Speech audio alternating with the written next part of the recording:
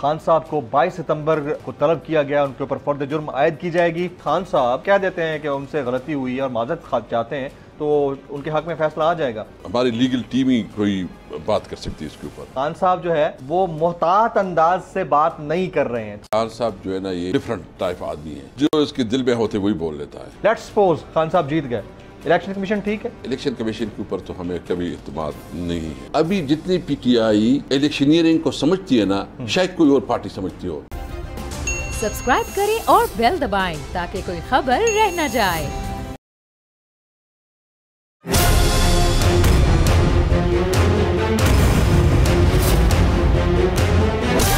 From the Islamabad studios of Bold Network, it's time for Jameel Farooqi on National Debate.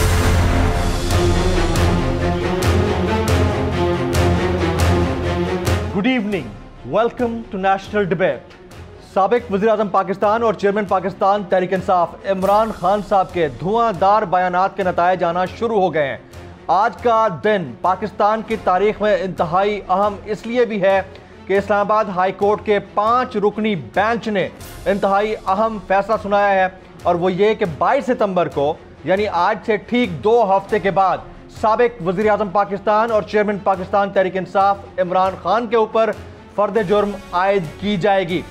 ये बात इंतहाई अहम है कि उन्हें तौहीन अदालत केस के अंदर समाअत के लिए आज इस्लामाबाद हाई कोर्ट में तलब किया गया था।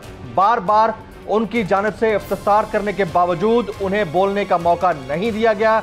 जब फैसला महफूज करके ये कहा गया कि 5 मिनट के बाद सुनाया जाएगा, उस वक्त भी इमरान खान साहब फ्रंट रो में मौजूद बेंच के ऊपर खड़े हुए और उन्होंने कोशिश की कि उन्हें बोलने का मौका दिया जाए, लेकिन उन्हें बोलने का मौका नहीं दिया गया।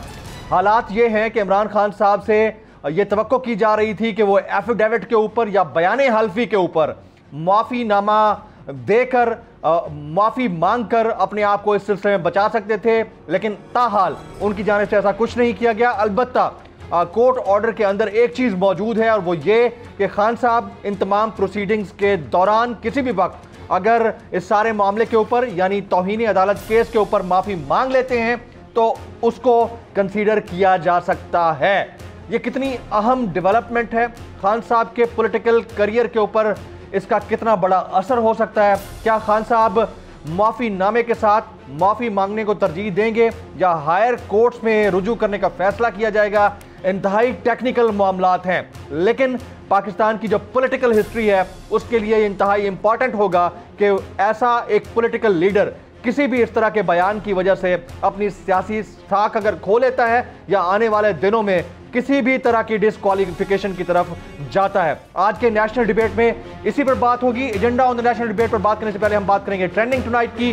ट्रेंडिंग टुनाइट आज का हमारा हैशटैग है हैशटैग बोल को बोलने दो। हैशटैग बोल को बोलने दो। मुझे जमील फारूकी कहते हैं। आप मेरा प्रोग्राम नेशनल डिबेट बोल न्यूज़ पर मुलाजा करते हैं। ऑन द डिबेट टुनाइट आज के हमारे मौजूद मेहमान हैं साबिक स्पीकर कौमी असम्बली पाकिस्तान तहरीक इंसाफ के सीनियर रहनुमा, केपीके से पीटीआई के सीजन्ड पॉलिटिशियन जनाब असद कैसर साहब। मैं साबिक स्पीकर कौमी असम्बली जनाब असद कैसर साहब को इस 1-on-1 नेशनल डिबेट में खुशामदीद कहता हूँ। सर, आप तशरीफ आपका बहुत बहुत शुक्रिया। आज के दिन की सबसे बड़ी डेवलपमेंट हमारे सामने है। इस्लामाबाद हाई कोर्ट में 5 रुकनी बेंच ने समाअत की है और खान साहब को 22 सितंबर को तलब किया गया, उनके ऊपर फर्द जुर्म आयद की जाएगी। Your initial remarks as one of the most important parliamentarian और खान साहब के करीबी साथी होने की हैसियत से, क्या ऐसा हुआ है? आप लोग बताते नहीं हैं खान साहब को, डिस्कशंस नहीं होती कि उनको क्या बयान देना चाहिए? देखिए, एक तो मुझे अफसोस है इस फैसले पे, अफसोस है, और क्योंकि जो सीनियर लायर थे, जो माविनीन थे, उन्होंने भी एक ओपिनियन दी, लेकिन बहरहाल हम एहतराम करते अदालती फैसलों का और हम अपना केस लड़ेंगे इंशाअल्लाह ताला। मुझे उम्मीद है कि अल्लाह ताला जो है ना ये इमरान खान की हक में ये फैसला इंशाअल्लाह ताला साबित होगा। अगर किसी को कैसे होगा? ये ज़्यादा बेहतर ना होता? खान साहब एफिडेविट पे माफ़ीनामा कर देते, उनका कद और बड़ा हो जाता। नहीं, बेसिकली ये वैसे अदालत ने भी ये मार्जिन रखा है कि अगर इस दौरान यानी 2 हफ्ते के दौरान खान साहब माफ़ी मांग लेते हैं, हल्फनामा जमा करा देते हैं, बयान हल्फी पे कह देते हैं कि उनसे गलती हुई है और माजरत चाहते हैं, तो उनके हक में फैसला आ जाएगा। ये अगर काम वो पहले कर लेते तो ज़्यादा बेहतर ना होता, ये नौबत ना आती। देखिए मैं समझता हूँ कि हमारी लीगल टीम ही कोई बात कर सकती है इसके ऊपर, लेकिन इंशाअल्लाह ताला हम अपनी लीगल टीम के साथ राबते में हैं। अभी भी मेरे कुछ लॉयर के साथ बात हुई जो फैसला आ रहा था, तो इस पर हम सुप्रीम कोर्ट का भी ऑप्शन रखेंगे कि सुप्रीम कोर्ट में जो है ना इस डिसीजन को कलअदम करने के लिए रिट पे जाए। लेकिन वो भी अभी पार्टी डिसीजन है या हमारी legal team as a whole क्या डिसीजन करती है। तो मुझे उम्मीद है कि इंशाअल्लाह ताला इस सिचुएशन से हम निकलेंगे। देखो ये हम एक बड़ी जंग लड़ रहे हैं और इसमें इस किस्म की हालात का सामना भी होगा। हम वरी नहीं हैं, हमें उम्मीद है इंशाअल्लाह ताला। मैं अपने वर्कर्स को भी ये एक्सपेक्टेड था और हमें तवक्को थी, लेकिन हम अपना कानूनी जंग लड़ेंगे और इसके लिए जितनी भी हमारी लीगल टीम है वो बहुत अच्छी तरीके से मेहनत कर रही है। और इस पर अभी भी लीगल टीम के साथ खान साहब की मीटिंग होगी, तो जो लीगल टीम हमारा ओपिनियन, लेकिन मेरी सजेशन होगी कि हम सुप्रीम कोर्ट में जो है ना इसके खिलाफ इस पैसे के खिलाफ जाएं और मुझे वहाँ से उम्मीद है कि इंशाअल्लाह ताला आप फर्द जुर्म की तरफ जाने की बजाय उससे पहले सुप्रीम कोर्ट से रुजू करना चाहेंगे। बिल्कुल, ये मेरी तजवीज़ है, ये आपकी तजवीज़ है, अंडरस्टैंडिंग है आपकी। यस। ओवरऑल सिचुएशन के अंदर हमें ये भी देखने को मिल रहा है कि खान साहब जो है वो मोहतात अंदाज से बात नहीं कर रहे हैं। थोड़ा उनका जो रवैया है या गुफ्तगू है वो डायरेक्टली हेड ऑन ले रहे हैं चीज़ों को। आपकी पार्टी के अंदर इसके ऊपर डिस्कशन होती है कि ऐसा? देखो एक चीज़ आप लेंगे, खान साहब जो है ना ये प्रोफेशनल और ट्रेडिशनल पॉलिटिशियन नहीं है। खान साहब जो है ना वो जो रवायती सियासतदान होता है ना, जी वो डिफरेंट टाइप आदमी है। वो जो इसके दिल में होते वही बोल लेता है, मतलब ही स्पीक्स हिज माइंड। और इसमें सच्चाई है कि वो चीज़ों को छुपा नहीं सकता। बहरहाल उसकी जो कमेंट्स आई हैं उस पर जो इस वक्त क्योंकि जो रिमार्क्स हमारे सामने आए हैं, जो चूंकि अदालत में फैसला केस चल रहा है, तो इस पर मैं ज़्यादा कमेंट नहीं करूंगा।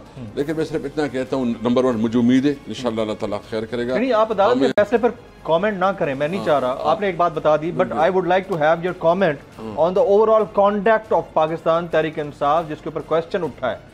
ये क्वेश्चन उठा है कि आप अपने सोशल मीडिया के वर्कर्स को समझाते हैं कि हायर जुडिशरी या फिर मुअज़्ज़ज़ इदारों के खिलाफ जो ट्रेंड्स चलते हैं उसको डिस्करेज करें। तो ये वाली बात आप लोगों के किसी फोरम के ऊपर या ओवरऑल किसी कोर कमेटी के अंदर डिस्कस हुई है कि जो कुछ हो रहा है आप इसे या तो ऐलान ला ताल्लुकी करें खासतौर पर सोशल मीडिया के ऊपर, या फिर आप लोग इसके ऊपर कोई अपना कोड ऑफ कंडक्ट डिवाइस करें कि अगर कोई ऐसा करेगा तो हम खुद सजा देंगे उसको। देखिए मुझे बताएं, सोशल मीडिया के ऊपर किसका कंट्रोल है? किसी का कंट्रोल नहीं है भाई। ये सारे आज़ाद लोग होते हैं। खान साहब ने मुसलसल कहा है, मीडिया पे कहा है कि मतलब जो इदारों के बारे में जो सोशल मीडिया पे आता है, तो इससे तो हमने अल्लाह ताला की हमेशा इजहार किया है। लेकिन सोशल मीडिया किसी एक आदमी है बस सोचता है, शायद वो PTI का हामी भी हो, उसको एक सोच आ गई, उसने एक टक मारा। यंग लड़के हैं, टाइम लगेगा और एक मतलब प्रेस्टेशन का माहौल भी है मुल्क पे। एक सिचुएशन ऐसी है कि उसमें पेशेंस चाहिए, उसमें थोड़ा एहतियात चाहिए। बिल्कुल ये बात ठीक है, लेकिन इस वक्त तमाम जो स्टेक होल्डर्स हैं इनको रिस्पॉन्सिबल एटीट्यूड अडॉप्ट करना चाहिए। हालात की संगीनी का भाई, आपके मुल्क की इकोनॉमी किधर जा रही है, किसी को इस मुल्क की इकोनॉमी का एहसास नहीं है। किसी को जो है ना, हमने तो बस सादा बात की है ना, हम तो कभी नहीं कहते कि आप हम हुकूमत हवाला करो। हम तो कहते हैं कि इस मुल्क के मालिक अवाम है, आप अवाम के पास जाओ, वहाँ से मैंडेट ले लो। अगर इनको ये सारी पार्टियाँ इकट्ठी हुई हैं तो इनको डर क्या है? आए ना मुकाबला करें। आप लोग सारे मुतफ़िका तौर पर अपनी कैंडिडेट लेके आए और अवाम के साथ अकेले। अगर आपने अवाम ने आपको मैंडेट दिया तो आप हुकूमत करें, हमें दिया तो हम तो कहते हैं अवाम से रुजू करे, अवाम के पास जाए, अवाम जो फैसला करे उसके मुताबिक। इस तरह जो सिचुएशन है, जो पॉलिटिकल अनस्टेबिलिटी है, जो एक मतलब जिस तरह फिजा बनी हुई है, इसमें न इकोनॉमी का चलना है, न मुल्क चलाया जा सकता है, न मुल्क के हालात आगे बढ़ सकते हैं। मैं समझता हूँ कि इंशाअल्लाह ताला जो हम आज तहरीक चला रहे हैं ये मुल्क की आज़ादी के लिए एक बुनियाद साबित होगी इंशाअल्लाह। नहीं, वो तो साबित होगी, लेकिन इस सारी सिचुएशन के अंदर अगर रिजिडनेस है, देखिए फ्लैक्सिबिलिटी पॉलिटिकल फिगर या पॉलिटिकल पर्सनैलिटीज़ के अंदर अगर ना हो तो वो बड़े ख़तरनाक नताइज की सूरत में सामने आती है। हमने 73 साल में इस तरह के नताइज देखे भी हैं। खान साहब ने आज भी इस्लामाबाद हाई कोर्ट में समाअत के बाद गैर रस्मी गुफ्तगू करते हुए सहाफ़ियों से कहा कि मैं किसी भी सूरत में नून लीग और पीपल्स पार्टी के साथ बैठने को तैयार नहीं हूँ। Is that rightly so? बिल्कुल ठीक है। देखिए खान साहब ने तो ये आज का उसका मौक़िफ़ नहीं है, ये तो उसका बहुत पुराना, जब से पार्टी बनी है तो ये तो 96-97 से वही मौक़िफ़ है उसका। इस पर तो उसकी कोई दो राय नहीं है। वो हम समझते हैं कि ये तमाम मुल्क की जो इस वक्त मुल्क दिवालिया हो रहा है, मुल्क के अंदर माशी तौर पर जो बदहाली है या मुल्क जो है ना इस वक्त उसकी जो बैड गवर्नेंस है, इन सब की ताने बाने इनसे मिलते हैं। ये इनकी रिस्पॉन्सिबल है, ये जिम्मेदार है। इन्होंने इस मुल्क को ये स्टेटस को है, ये जो है ना इन्होंने अपने पूरा एक चैन बनाया हुआ है, इन्होंने तमाम इदारों को कंट्रोल किया हुआ है, नीचे तक जो है ना हर एक चीज़ में इनका इन्फ्लुएंस है। मुल्क जो जिस तरफ जा रहा है, आप देखिए इंडिया को देखो, इंडिया किधर कितना, इंडिया भी छोड़ो, बांग्लादेश को देखे, बांग्लादेश की इकॉनमी किधर जा रही है, हम किधर जा रहे हैं। हमें तो 3 साल मेरे हमारे 3 साल पे आप जो है ना हमें 70-75 साल का वो दे रहे हैं। भाई हमें आप अपना टाइम पूरा करने देते हैं। हमारा ग्रोथ रेट जो है ना 5.5 मतलब जो जीडीपी था वो बढ़ रहा था, और इस वक्त जो इन्होंने किया वो क्या पोजीशन है। नहीं, इसमें तो कोई शक नहीं है कि आपकी अपनी जो पॉलिटिकल स्टैंडिंग है और इकोनॉमी के हवाले से जो आदाद शुमार हैं वो आप बिल्कुल दुरुस्त बताते हैं, और उसके ऊपर आपके तारीफ भी मुख्तलिफ फोरम्स के ऊपर होती रही है। लेकिन हैविंग सेड दिस ऑल, जिनको आप क्रिमिनल कहते हैं, चोर कहते हैं, आप उनके खिलाफ केसेस में कुछ कर नहीं पाए। जब रिकवरी की बात आई आप कुछ कर नहीं पाए, उनसे कुछ पैसा ला नहीं पाए। आपकी पार्टी का मंशूर यही था कि आपने लाना है, तो फिर आप किस हद तक, सिर्फ बातों की हद तक उनको दोषी ठहराते रहेंगे? कुछ प्रैक्टिकल वर्क भी तो होता ना सर आपके दौरे में। 3.5 साल तो गुजार लिया आप लोगों ने। बिल्कुल। एक तो हमें जो चीज़ हमें एहसास हुआ जिसमें हमसे कोताही हुई है कि हमने जो जुडिशल रिफॉर्म्स हैं इस पे सही मानों में फोकस नहीं किया। आप एडमिट करते हैं इस चीज़ को? देखो हमने जो है उस पर सही फोकस नहीं किया। हमने एक कोशिश शुरू की, हमने KPK में एक पूरा पैकेज जो है ना बनाया कि 2 साल के अंदर अंदर तमाम केसेस हल होंगे। उसमें जो है ना जो हमारी लायर तंजीमें हैं, बार एसोसिएशन हैं, उन्होंने इतराज़ किया, उसके ऊपर एहतजाज किया, तो वो इम्प्लीमेंट नहीं हो सकी।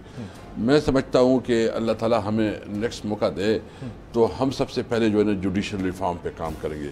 और जुडिशल रिफॉर्म हम नहीं करेंगे, इसमें हम अदलिया को भी अनबोर्ड रखेंगे, बार एसोसिएशन को भी अनबोर्ड रखेंगे, और तमाम स्टेक होल्डर को कि इंसाफ जो है ना वो डोर स्टेप तक, आम आवाम की डोर तक इंसाफ पहुँचाया, अक्रॉस द बोर्ड हो।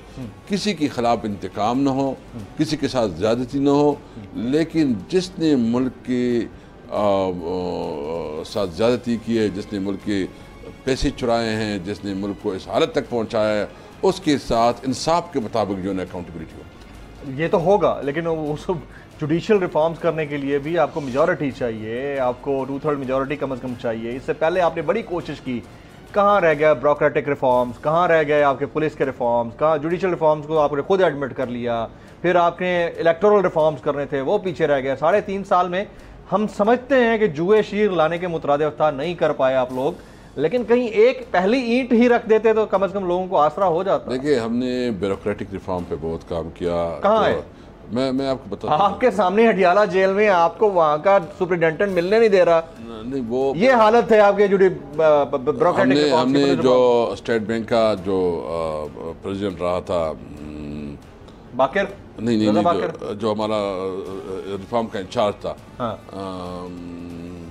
अभी नाम भूल गया उसका, उसको हमने बनाया था, डॉक्टर इशरत हुसैन, उसको बनाया था, उसने सब कुछ करवाया था।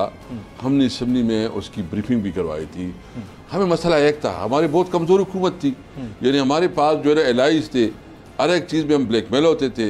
हमारे पास जो है ना असेंबली में कमजोर हुकूमत के साथ, कमजोर एलाइज के साथ हुकूमत में आना भी आपकी गलती थी। बिल्कुल। मैं बिल्कुल इसको गलती समझता हूँ। नहीं आना चाहिए था, नहीं आना चाहिए, हुकूमत में नहीं आना चाहिए था। जब तक हमारे पास फुल मैंडेट ना हो। देखो अगर आप इस तरह सहारों से चलते हैं ना तो आप कंप्रोमाइज, ये बात आपको उस वक्त रियलाइज नहीं हुई। देखो हमने जो सहारा तो आपने लिया हुआ था। नहीं बिल्कुल, मैं आपको बता दूं, सबसे पहले जो हमने जो भी हमारे यानी हमने जुडिशरी रिफॉर्म करना चाहिए, हम नहीं कर सके। हमने ब्यूरोक्रेटिक रिफॉर्म, उसका कमेटी का सारे तैयार है, सारे डॉक्यूमेंट्स तैयार है, उसकी प्रेजेंटेशन हमने असम्बली भी करवाए हैं, लेकिन वो हम कानून की शक्ल में इसलिए नहीं ला सके कि हमारे पास मतूबा नंबर नहीं थे और कुछ कॉन्स्टिट्यूशनल अमेंडमेंट की ज़रूरत थी। वो कॉन्स्टिट्यूशनल अमेंडमेंट हम नहीं कर सकते थे, तो इसलिए हमारे पास मैंडेट भी था, थोड़ा मैंडेट था, और वो थोड़े मैंडेट में हम वो काम नहीं कर सकते क्योंकि आपको पता है कि अक्सर चीज़ें कॉन्स्टिट्यूशनल अमेंडमेंट 2/3 मेजॉरिटी से होते हैं। तो मैं समझता हूँ कि जब तक हमारे पास 2/3 मेजॉरिटी ना हो, हमें हुकूमत नहीं लेनी चाहिए। नहीं लेनी चाहिए, बिल्कुल नहीं। What about the parliamentary reforms, वो भी नहीं कर पाए आप लोग? पार्लियामेंट्री रिफॉर्म्स यानी पार्लिमानी उमूर के अंदर तो रिफॉर्म्स हो जाते हैं ना। ये आज आप लोग रोना ना रो रहे होते कि लोग बिक जाते हैं, लोटे हो जाते हैं, पैसा लल जाता है, कॉल्स आ जाती हैं, ये रोना तो कम से कम रुक जाता है ना सर, वो भी नहीं हो पाया। देखो, ये तो सारी बात इसलिए है कि हमारी कमजोर हुकूमत थी, हमारे पास कोई मेजॉरिटी नहीं थी कि हम कोई कानून साजी बगैर एलाइज के वो करते, और फिर जो एलाइज भी थी वो भी 2/3 मेजॉरिटी नहीं बनती थी। जो हमारे पास जो हमारा अलायंस था वो भी 2/3 मेजॉरिटी, वो भी आपसे खुश भी नहीं थे वैसे, बाय द वे खुश भी नहीं थी, लेकिन वो भी हमारे 2/3 मेजॉरिटी नहीं पूरी कर रहे थे। और फिर तो हमारे तो 156 नंबर थे, हम तो बहुत ही, तो हमें तो हर एक चीज़ के लिए जो है ना उसके मिन्नतें तरले करने पड़ते थे। तो इसकी वजह से जो हमारा एजेंडा है वो पूरा नहीं हो सका। हम चाहते हैं कि अभी हमें उम्मीद है कौम से कि हमें 2/3 मेजॉरिटी देगी।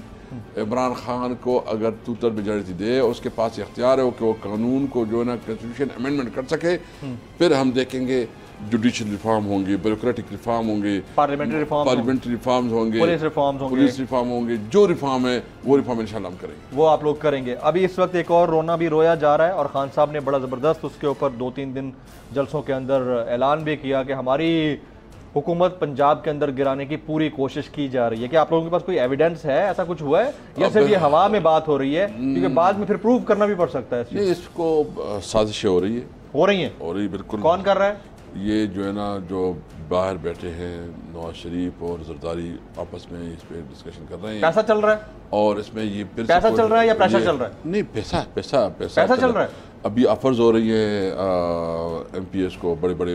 कोई नाम ले दें जिसको ऑफर हुई हो। देखो, मैं अभी वो डिस्क्लोज नहीं कर सकता। कितने MPS को ऑफर हुई? काफी लोगों को हुई, जो इन्होंने हमें कंप्लेंट किया है कि हमें ऑफर हो रही है कि वफादारियां बदले, अपनी वफादारी बदले। और लेकिन देखिए, इस वक्त MPS क्यों बदले जी? कराची, जो लाहौर में जो और पंजाब में जिसने किया है, उसने नतीजा देख लिया ना। जिसने इससे करवाया उसको बचा भी ना सके, और फिर जिसने उसको टिकट दी वो मायूस है कि हमने टिकट क्यों दी है, क्योंकि लोटो को फिर कोई वोट नहीं देता, तो उसकी पॉलिटिकल कैरियर खत्म हो जाती है।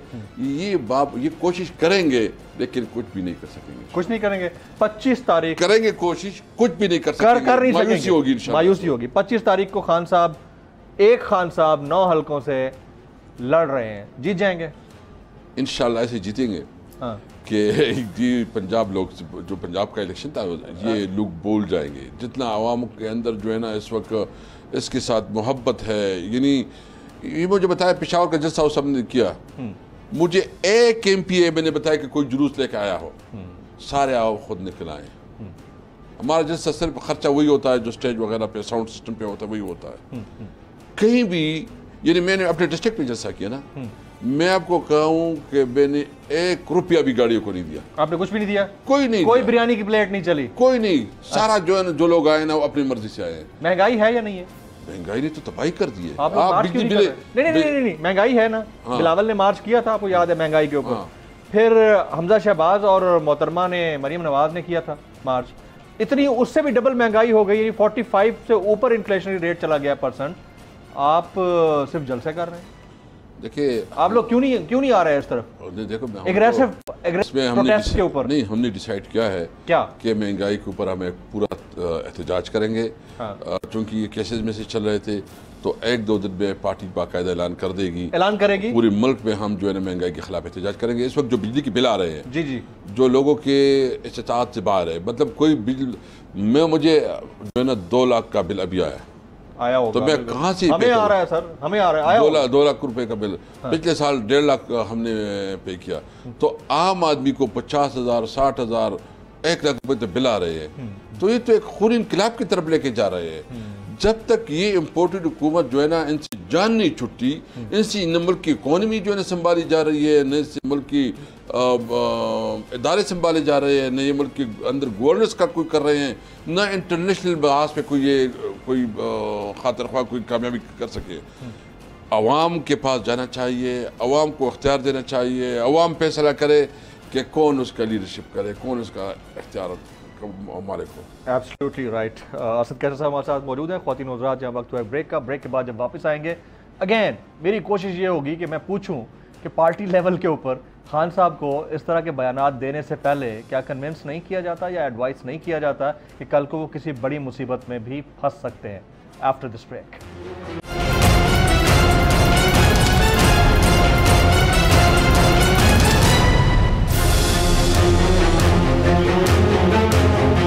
Welcome back. मैं असद कैसर साहब को इस 1-on-1 नेशनल डिबेट में खुश आमदीद कहता हूं। ब्रेक से पहले मैं सवाल छोड़ कर गया था। असद कैसर साहब, पार्टी के अंदर कोई समझाता नहीं है, खान साहब को एडवाइस नहीं करता कि आपने किस तरह का बयान देना है और ऐसा बयान देंगे तो इसके ये वाले असरात हो सकते हैं? बिल्कुल, एहतियात तो ज़रूरी है और हर एक को एहतियात, मतलब जब भी वो बोलें तो असल में देखिए, हम पहली दफ़ा एक बहुत बड़े तहरीक जो है ना इस मुल्क में चला रहे हैं जी, और मतलब जितनी पावर सेंटर्स है सबके साथ जो है ना हमारा मुकाबला है। तो डेफिनेटली चीज़ों में कभी कभी इंसान है वो हालात से जो है ना मुतासर हो के, ख़ासकर शहबाज गिल का जो इशू हुआ और सबने देखा कि उसके साथ जो ज़्यादती हुई, जो जुल्म हुआ और जिस तरह उसके तशद्दुद किया गया, एक आज़ाद मुल्क में एक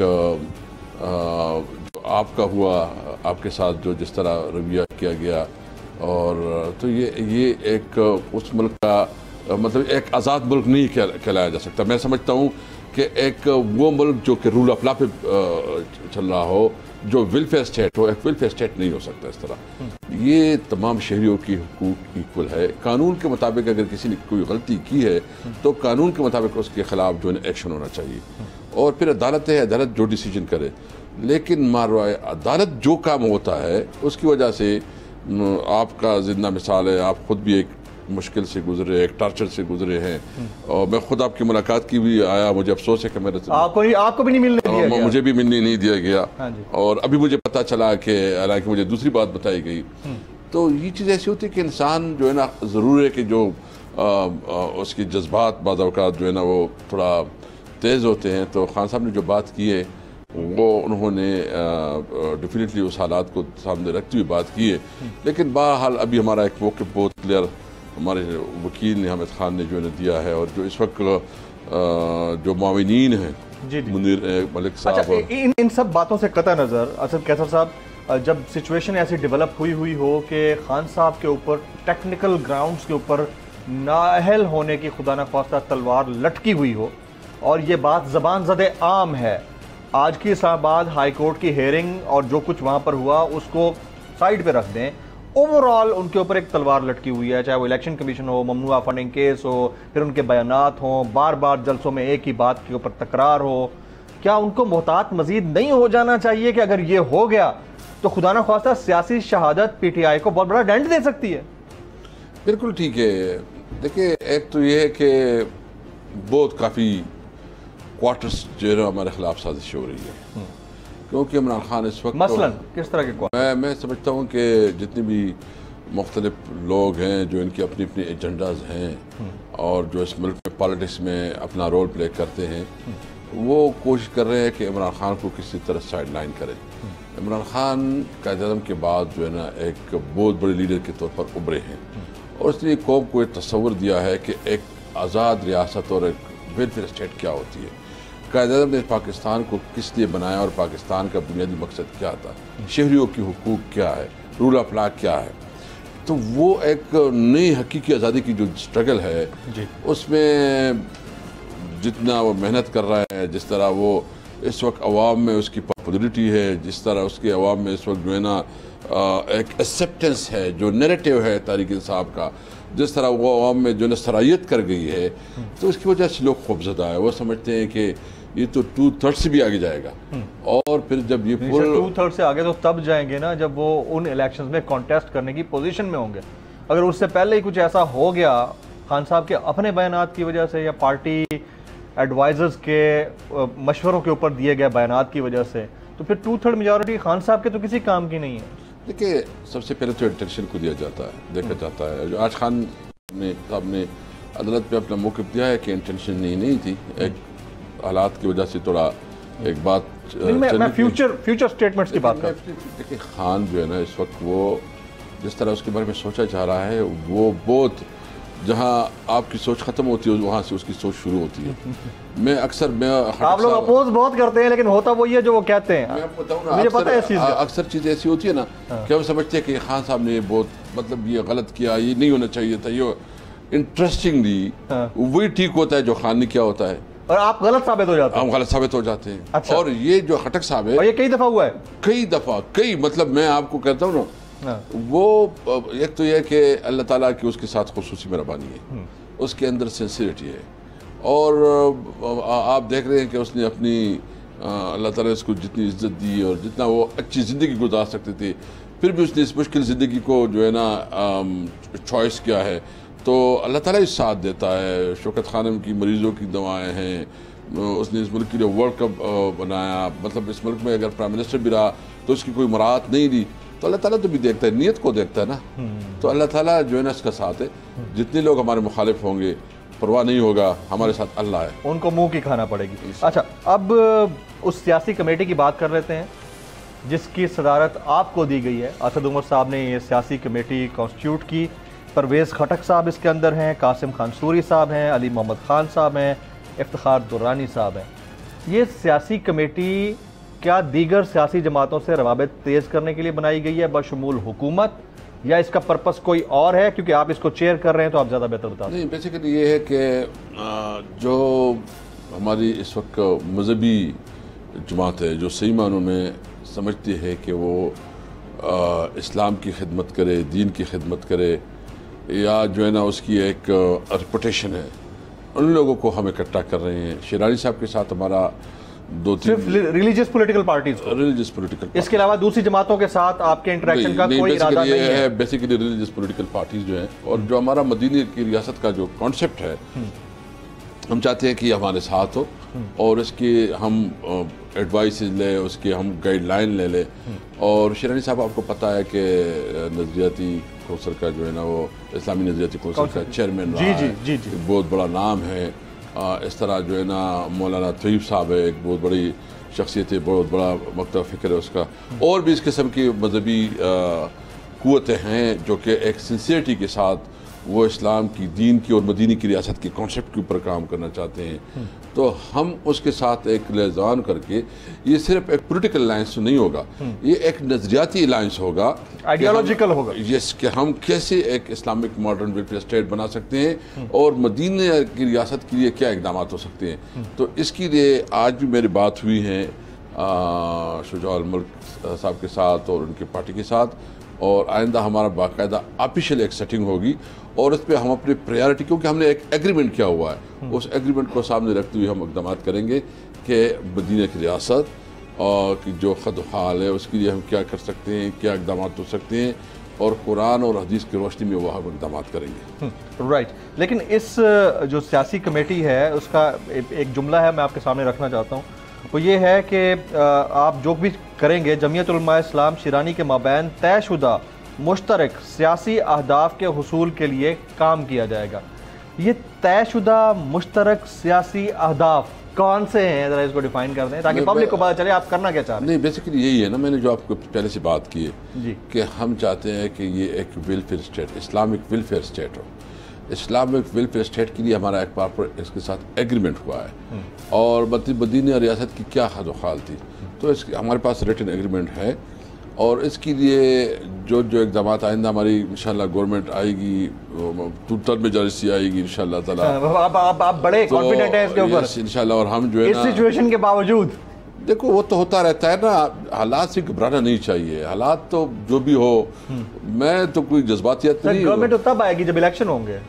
इलेक्शन तो हो जाएंगे, इलेक्शन तो अभी आपकी एंडोर्समेंट है कि आप 25 सितंबर को बाई इलेक्शंस में खान साहब खुद हलकों से कॉन्टेस्ट करने जा रहे हैं, इसका मतलब है कि अभी आपको जनरल इलेक्शन की जरूरत नहीं है, आप बाई इलेक्शन में जाना चाहते हैं। ये तो एंडोर्समेंट है सर। नहीं देखिए, हम किसी फोरम को जो है ना हाथ से नहीं जाने दे रहे हैं। अच्छा, और ये जो इलेक्शन हो रहा है इंशाल्लाह ताला इन्होंने ये गलती की है कि 9 हलकों को जो है ना डिस्क्वालीफाई करके, उसका ख्याल ये है कि ये इन्होंने जो आपस में मशवरे किए ना, उसका ख्याल में ये कमज़ोर हलके थे और या कम मार्जिन से हमने जो जीती थी, मतलब जो चाहिए।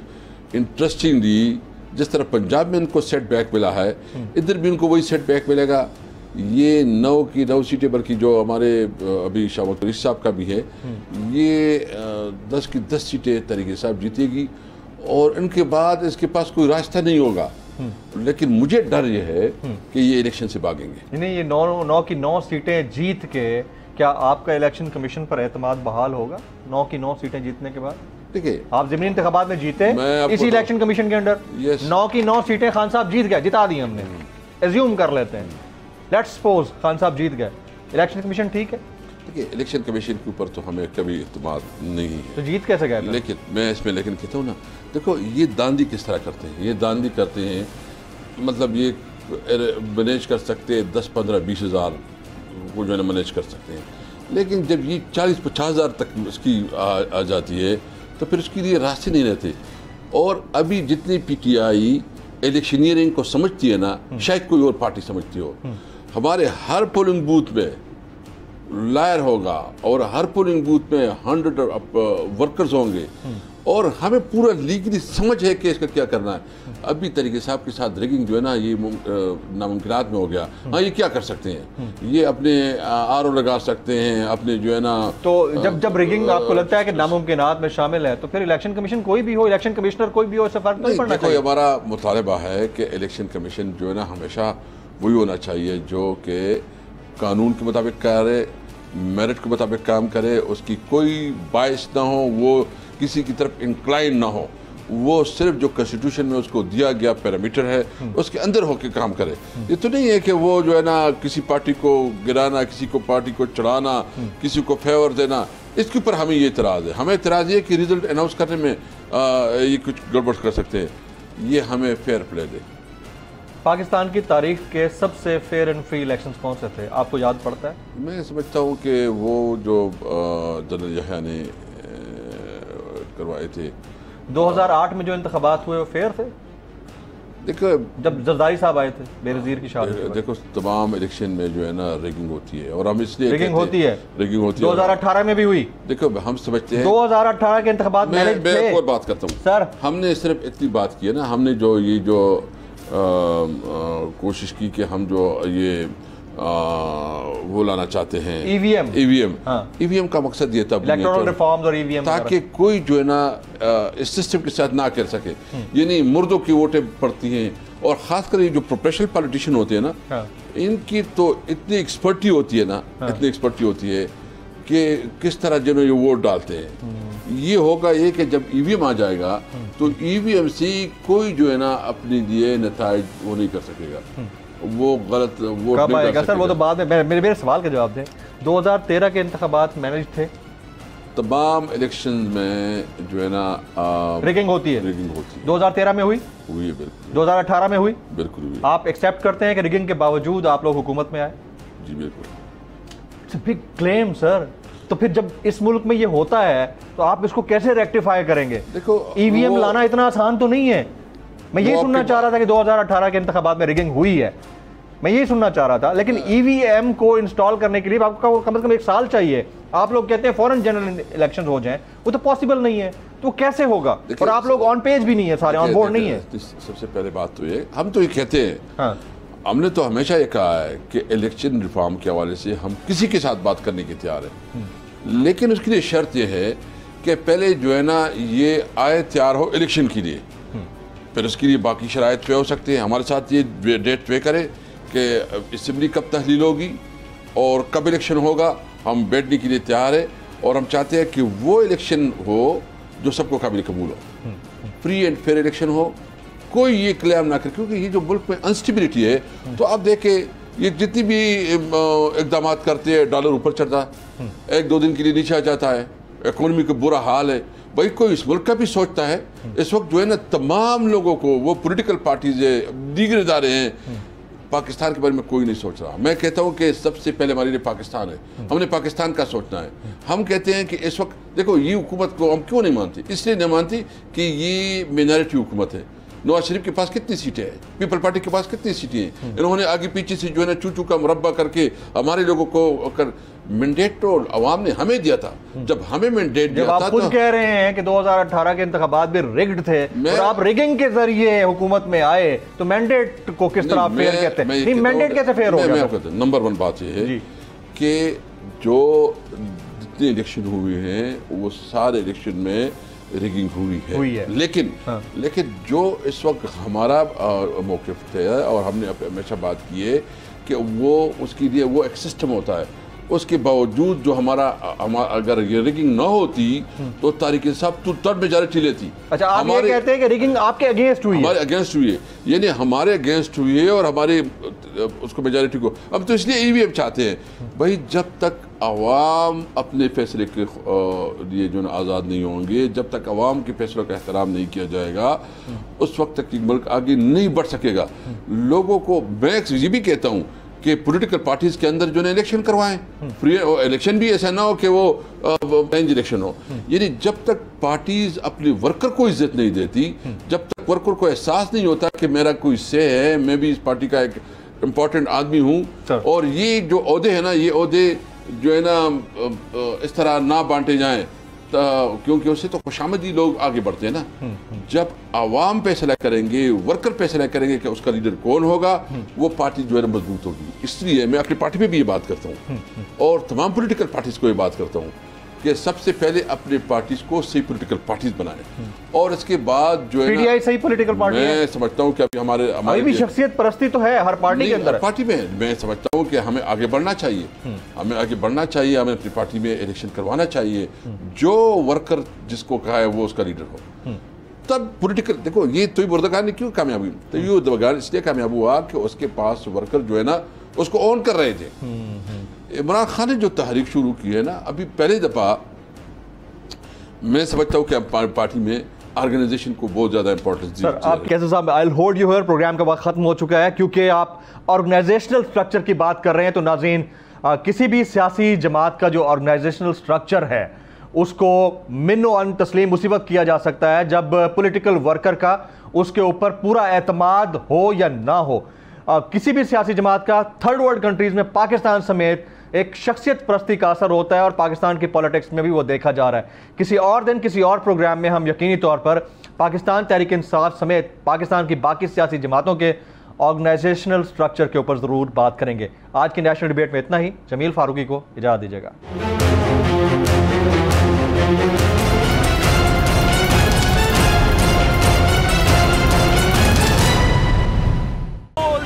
एक बार फिर नंबर 1। सब्सक्राइब करें और बेल दबाएं ताकि कोई खबर रह न जाए।